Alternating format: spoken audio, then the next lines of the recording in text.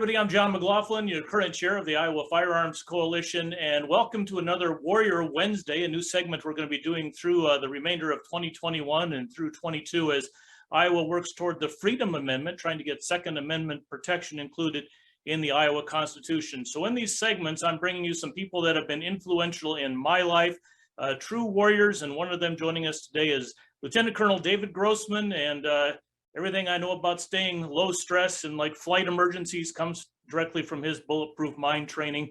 So David, welcome to our program. And what is the latest on the threats in the country right now? Let's start in on that before we get into some other things. Hello, Copter John, and hello to all the good, right-minded, right-thinking people in this great state of Iowa.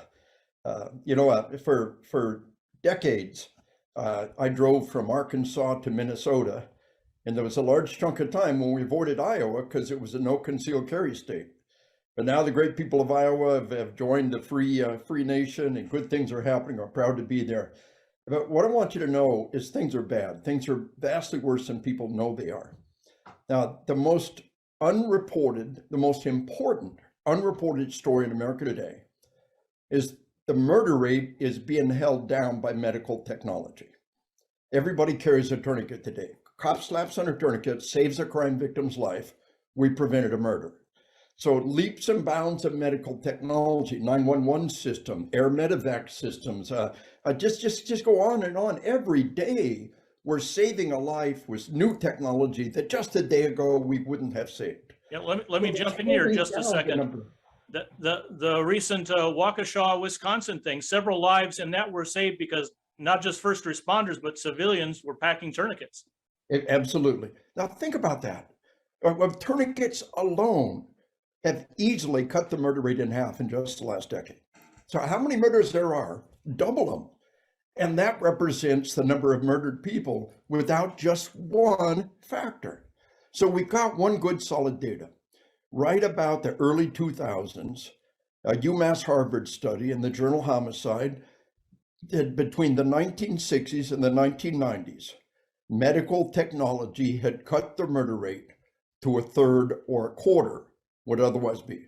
That is, to compare murders between the 90s and the 60s, we have to multiply the 90s by a factor of 3 or 4. Wow. And the leaps and bounds since the 1990s are astounding. So just keep it conservative and say 6 to 7 times greater to compare between today and the 1960s.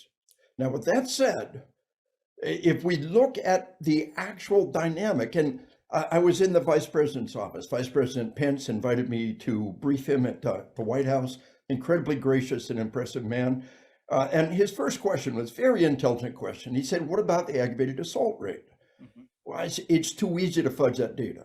Where do we draw that magic line between ag assault and simple assault? Every cop will tell you, we'll make the ag assault data say whatever you want it to say.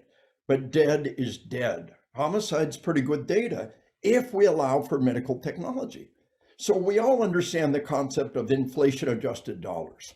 If we say, look, you're making $15 an hour, your grandfather made 25 cents an hour, look how good you're doing. Right. We know it's a lie because it's something called inflation. So think about this. Imagine if every economist in America told us about comparing minimum wages and never mentioned inflation. That's what's happening. Right. The entire field of criminal justice, the entire field of criminology is lying, misrepresenting the magnitude of the situation because they don't like where it goes. So with that said, now we've been going up steadily every year since the mid-1960s. If we allow for medical technology, medical adjusted murders, just like inflation adjusted dollars. So in 2020, we had a 12% increase. I'm sorry, in 2020, we had a 30% increase in homicides, annual increase in homicides, 30% increase in 1 year. The highest we have ever seen was a 12% increase one time in the 1960s. So we got a 12% annual increase in the 1960s. We had a 30% annual increase in 2020. It's 3 times worse, right? Wrong. You have to allow for medical technology. 2020 was at least 20 times worse than anything we have ever seen. In the annual increase in homicide, boom, you get it. We all get it, boom. and it's not being reported. And Is that related to 2021 is even worse. is that the defund police movement, or what is causing this? Well, it is, well, it's funny you mentioned that. You know, my first book is on killing. 500,000 copies sold worldwide, translated in 5 languages, Marine Corps Commandant's required reading. It came out in '95, and it was Amazon's #1 bestseller in 3 different categories this year. And we look at how we enable and restrain killing in our society.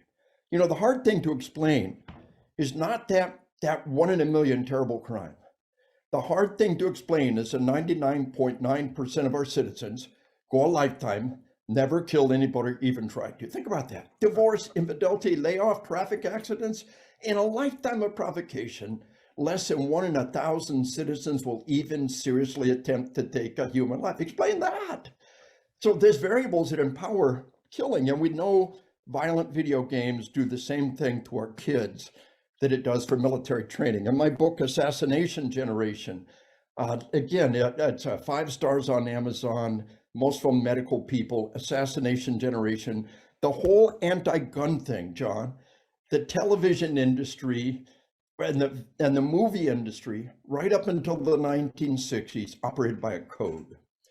And the code said, we know the stories we tell have an impact on our society.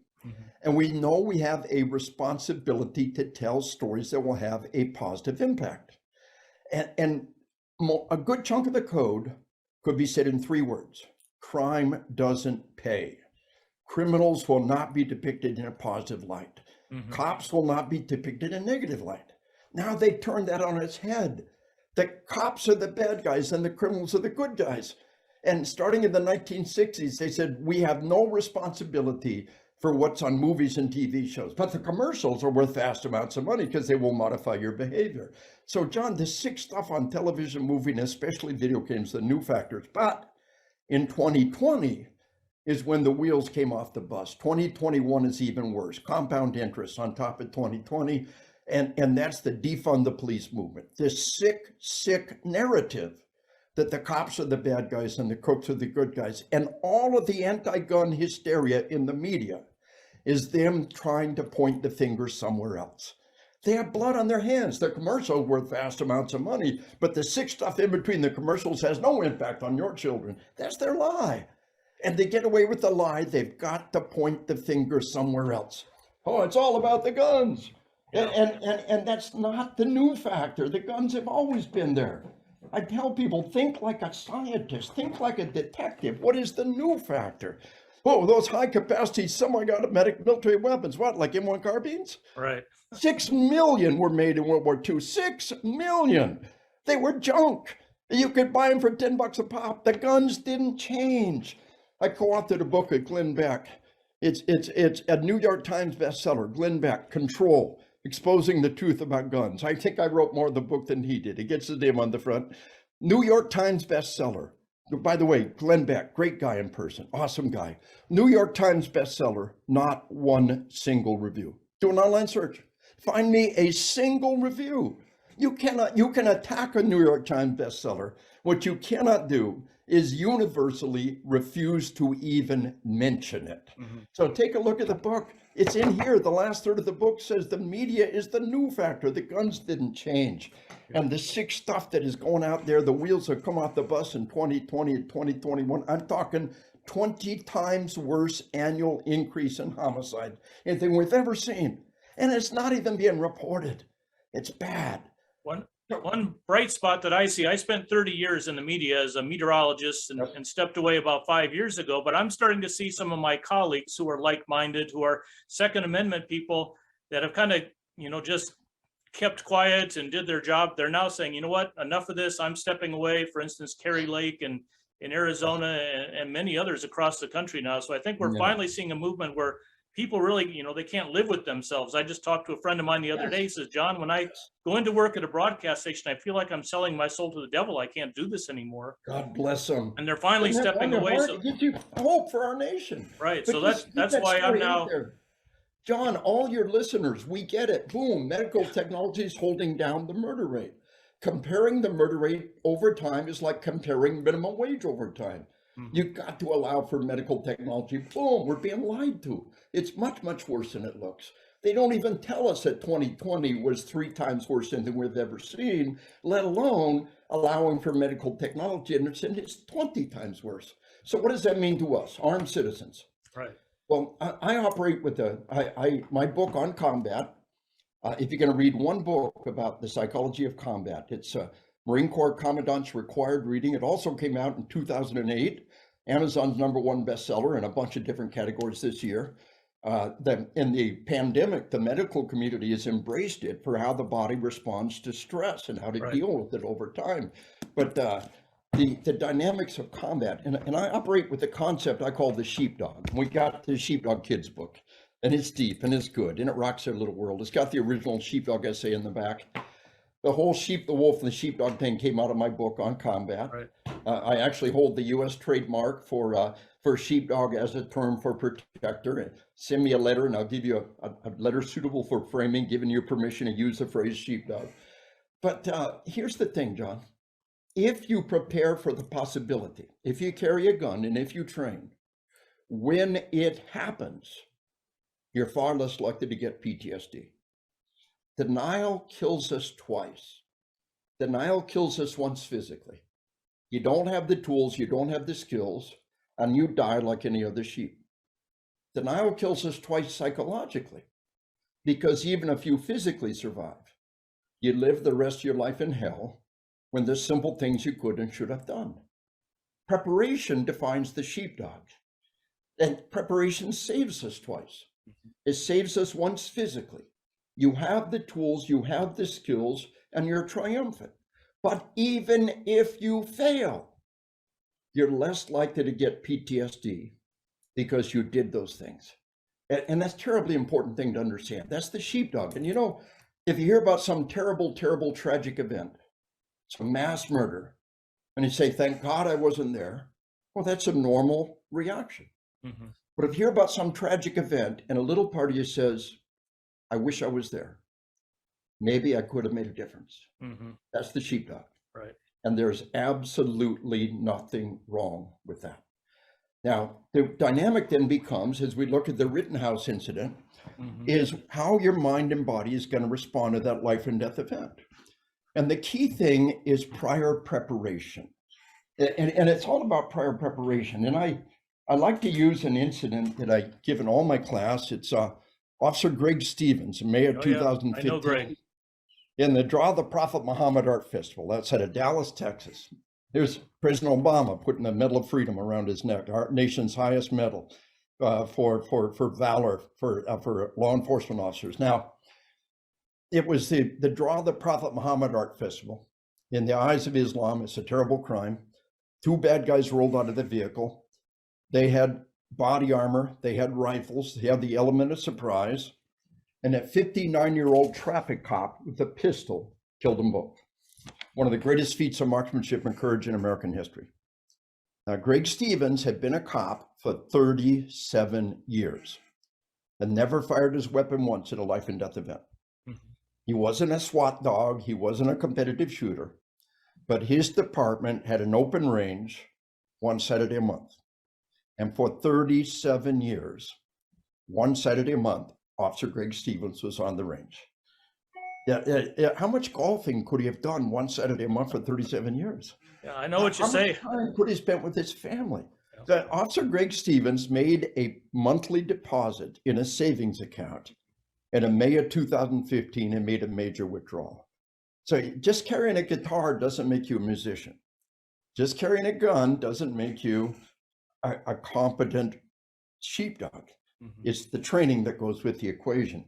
And we have a little motto that runs through my class. We like to make fun of our golfers. We say piss on golf, you know, real Americans go to the range, you know, that golfing is T-ball for adults. You know, it's a willful and deliberate misuse of a perfectly good rifle range. So it's always fun to tease our golfers. They're always good sports. I knew that was coming. Sometimes they're our best shots. But if you do a lot of time golfing and you're not a hell of a good shot, then you need to examine yourself. If you're going to carry a gun and say maybe a little less time on the golf course, a little less time doing this, and a little more time on the range. one of the things that we recommend is the martial art of the firearm, hujutsu.com, www.hujutsu.com. You know, we don't have pistol teams and bowling leagues anymore, but the martial arts continue to thrive, striving against the standard, striving to get that next belt. And the idea of shooting as a martial art is terribly important. Just understand that training is a form of stress inoculation. Mm-hmm. I prepare for this, I train for this, but the best form of stress inoculation involves some kind of interactive training, airsoft, paintball, simunition, force on force scenarios. So if you want to pull yourself up to the next level, look at paintball, look at airsoft. Can't afford ammo, can't buy ammo, don't whine to me. Airsoft, you know, my grandkids and I sit on the dock and throw pine cones in the water and shoot it with a pellet pistol for hours. What's a box of pellets cost, you know? So just understand that it's all about training and preparation for that moment of truth. Carry that gun, and you've done the one thing you can do. And then when bad things happen, you're not stunned, you're not overwhelmed, you're far less likely to be destroyed. So let's talk now real quick about PTSD, Rittenhouse, other dynamics. There are so many myths about PTSD in our troops. Now, you know, I train cops in all 50 states. I believe I'm the only law enforcement trainer ever be post-certified in all 50 states, as America has been doing it for 24 years. By almost any standard, I'm America's #1 law enforcement trainer. And as such, I have been the primary target of the defund the police Antifa guys. They send me hate letters that'll curl your hair. Mm-hmm. These guys are attacking on a steady basis, but they're not getting anywhere. They've lost all credibility, but you'll see whole articles about me that never mention my books, never mention my scholarly credentials, never talk about anything. I invented the term killology. Criminology is not about teaching people to be criminals. Right. Killology is not about teaching people to kill. It's understanding the factors, able restrained killing. But let's talk about PTSD. Now, I train all of our military, all of our tier 1 spec ops. And what I want you to understand, you know, you hear that 22 veterans a day take their life. Right. And best we can tell, that's accurate, although the numbers come down a little bit recently. But the word veteran means anybody who ever served in the armed forces. Elvis Presley was drafted. He was a veteran. Right. Most of those 22 veterans a day taking their life, and God bless every one of them, and every suicide's a tragedy. But most of those 22 veterans a day are 80, 70, 60-year-old men who were drafted in the 60s or the 50s or the 40s. Do you understand? Mm-hmm. And suicide among the elderly is a totally different topic.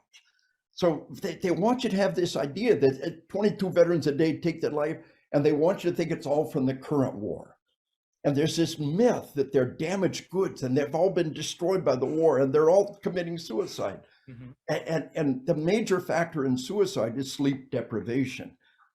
Suicide has exploded everywhere. The military is finding out that a sleep-deprived soldier is up to 5 times more likely to take their life. Suicide among teenagers has exploded.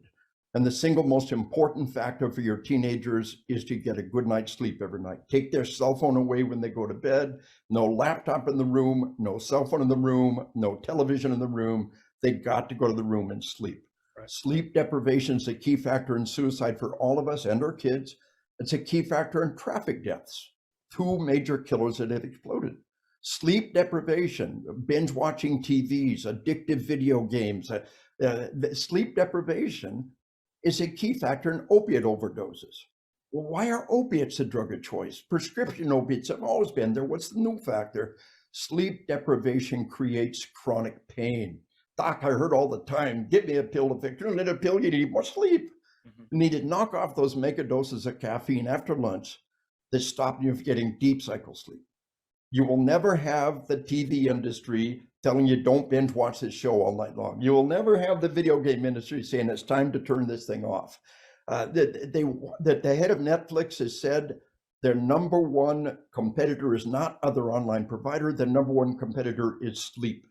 The corporate policy of Netflix is to steal your sleep. They don't care that it's killing you. They don't care that it's killing your kid. They just want to sell their product. So understand this whole dynamic of 22 veterans a day take their life. Every suicide's a tragedy. There is a problem everywhere with suicide. But the idea that all of our troops are suicidal is a myth. I got a pretty good article here. It was a Gallup poll. 24% of adult American males are veterans. 24% of adult American males are veterans. When you look at people in their 70s and the 80s and the 90s, almost all of them were veterans. They were drafted. They served in Korea. They served in Vietnam. They served in World War II. Of course they were veterans. So this idea that 20% of our adult male population are veterans. So you hear people say, well, 10% of our prison population is veterans. Stop. 20% of adult American males are veterans. The idea they're all suicidal and yes, there is a problem with veterans in prison. They deserve our help. We need to be there for them. But this myth that they're suicidal and homicidal, when it's not true. But the biggest myth of all is they all have PTSD. I keep running to veterans who think there's something wrong with them because there's nothing wrong with them. So I got a great report. It's a VA website, Public Health, PTSD in Iraq and Afghanistan. And the bottom line is 16% of the troops deployed to Iraq and Afghanistan have PTSD. 11% of the ones who didn't deploy have PTSD. About 10% of the adult population, you push the right button, you get a post-traumatic response. John, about 5% of our troops contract PTSD. The British studied our troops in Afghanistan, 5%. The Dutch studied their troops in Afghanistan, 5%.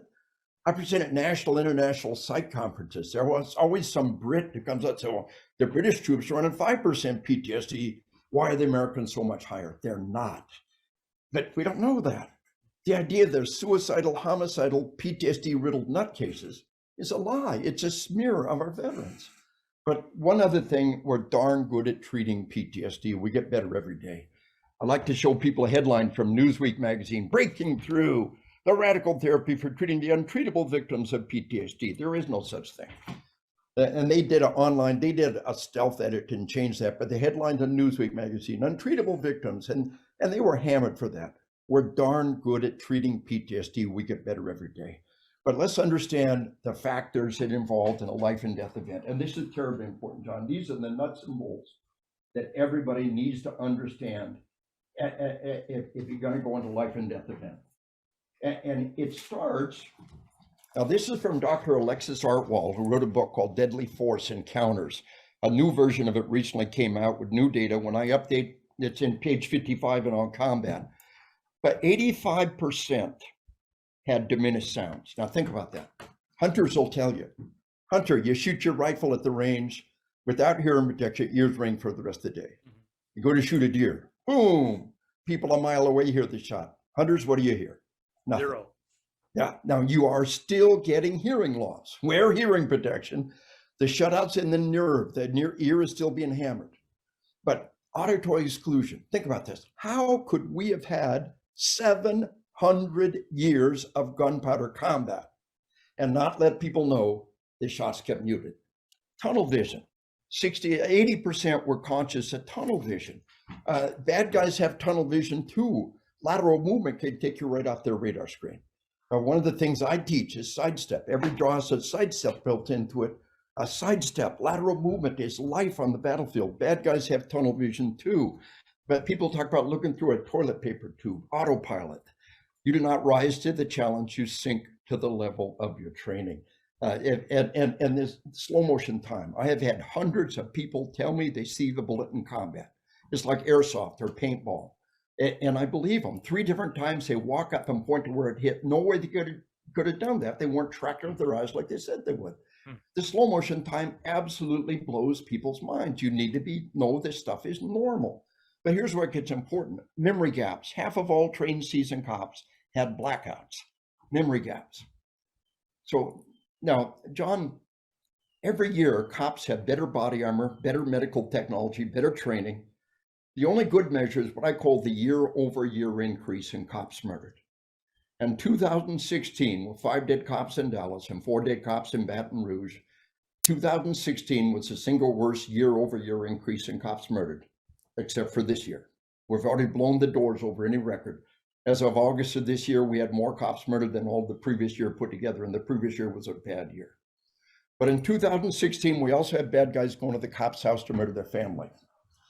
But Mama Bear protecting her cubs, one of the most dangerous things on the planet. All psychological dynamics change when you're protecting your family. women with a gun protecting their children.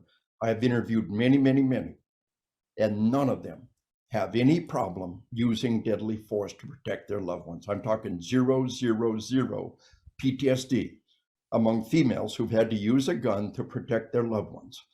It's just a powerful biological dynamic. But the cop's wife killed this guy. The guy'd come, well, instead of killing the cop, he's going to go and kill the cop's family. Game over, because Mama Bear killed him. And she told me, she said, I had absolutely no problem killing that guy to this day to protect my children. But she said, you know what's eating me alive? She said, I heard my voice on the audio recording of my 911 call. And to this day, I have no memory of making that call. It was eating me alive. And then somebody showed me a book and said, look, page 55, it's in the book. It's normal. And boom, she was fine. So it's so important to know about these things and know they're normal. And finally, memory distortions. 22% of all trained seasoned cops just flat remembered something that did not happen. And I just in the last couple of months, I got the most amazing case study of that. A young Black officer in Indiana, magnificent young police officer. He said at the end of the class, he said, you're right, things have come unglued. He said, I've been in 3 deadly force incidents in just the last 2 years. He said, the last one, a guy pulled a knife and attacked me from 3 feet away. The cop said to himself, I'm going to get cut. I'm going to keep fighting. He drew his weapon and killed this guy, but he wasn't cut. But he had seen himself be cut. He looked at his hands. He said, I kept looking at my hands. There's no blood in my hands. I kept looking. He's in the car with a friend going to the hospital. He's fine, but the standard procedure. And he's got somebody in the back seat of the car with him. He said, dude, you seen it? No, man, for the last time, there's no blood on your hands. That's how intense these memory distortions can be. Mm-hmm. So we tell people, we want you to survive physically, psychologically, spiritually, my book on spiritual combat, and we want you to survive legally. If half of all trained seasoned cops have memory gaps, if 1 out of 5 have memory distortions, what could be happening to us? Right. When you're in that deadly force incident, cops, they said, I was in fear for my life. He had a gun. There's the incident. I want to talk to my lawyer. And trained seasoned cops are being trained. Until the union lawyer goes out, got nothing more to say. How much more so for us? This idea of the memory distortions and the memory gaps. And then we got the video where the world holds you accountable for what you said. Mm-hmm. What we tell cops, it's a law in the state of Texas, common sense everywhere else. The cop has the right to see every video before they make their written statement. How much more so with us? Right. So it's about understanding these factors ahead of time and then understanding how the body responds. It is not PTSD, it is normal. It can become PTSD when you try to not think about it. And that's more that we talk about in non-combat, John. So thank God for IFC, thank God for Dr. John and the opportunity to get the information out like this. And like I said, my books are just mandatory reading for law enforcement and military in particular on combat. We didn't even begin to talk about aftermath and how that can turn into PTSD. And of course, in the end, we're in a battle against forces of evil. My book on spiritual combat, I recommend highly. I did the audio. You talked about the Audible. I did the reading for them, and they've been well received. Yeah, I'll bring up a couple of things. Number one, in my world of testing people in airplanes and helicopters, the exact same stress factors you talk about in combat happen there. And I'll just give you a real quick scenario. Yes. I had a young man who went on to fly, ended up flying Vice President Biden when he was vice president. But we had a bad scenario where I had to save the day. And I somehow got the helicopter on the ground because it wasn't thinking, it was just pure, myelination of neural pathways. Your body does the right thing because you've done it over and over and over the right way. And I got the helicopter on the ground and the young man said, how did you do that? What were you thinking? And I said, time stood still while I was saving the day that last couple of seconds. I was actually reading the front page of the Minneapolis Star-Tribune about our accident that we had crashed on the runway in Minneapolis. We never crashed, but yet my mind was like reading a newspaper article about the event while the body was totally doing the right thing. So when I watched your seminars, it's like, aha, this totally makes sense. You know, one of the things that that we talk about is these intrusive, distracting thoughts. But when you examine them, they're not really distracting, they're kind of motivating. So what a crazy thing to think about at one level. But at another level, you're saying, I'm not going to be in the headline. Right. This is not going to happen. It can be thought of as an intrusive, distracting thought, but it can also, and I'm so glad you shared that one. It's going to go in my little pile of case studies, because it also represents a motivating thought. I'm not going to be in the headlines tomorrow. Right. This ain't going to happen. But John, you and magnificent men and women there in Iowa, just keep the faith. There's only one possible response to the threat that we face. It's not to take away rights, it's to give them more rights, to empower our citizens. Iowa is recent enough to remember when concealed carry went in. There'll be blood on the streets, there'll be chaos, there'll be bloodshed, this law will be taken out. Right, yep, and it never happens. It never happens. It's a one-way ratchet. Yep. We have never put concealed carry in and taken it back out again. If bad things had happened, we told you so, boom, it would have been gone. Yep. The answer to the problem is not to take away rights, is to entrust and empower our citizens with the right to protect themselves and their loved ones. And what you are doing and what the magnificent men and women working with you are doing, I believe, is the single most important thing happening in our nation today. It's the foundation of our civilization, empowering our citizens with the tools and the skills and the mindset to not just survive, but thrive in these toxic, violent times. That is a great way to end it. Lieutenant Colonel Dave Grossman, always a pleasure to visit with you, even if we have to do it by Zoom instead of in person. Cool. Appreciate you joining us, and we'll talk again soon. God bless you, Captain John. Keep the shiny bits up and the rubber bits down. Hey, hey, hey. There you go. You know, whatever blade you have, be sure it has a guard. Bowie knife, samurai sword, K-bar. You go down to that blade, and it'll do more harm to you than it will to the bad guy. And that's what Captain John is showing us there. All right, have a good one. Take care. Amen.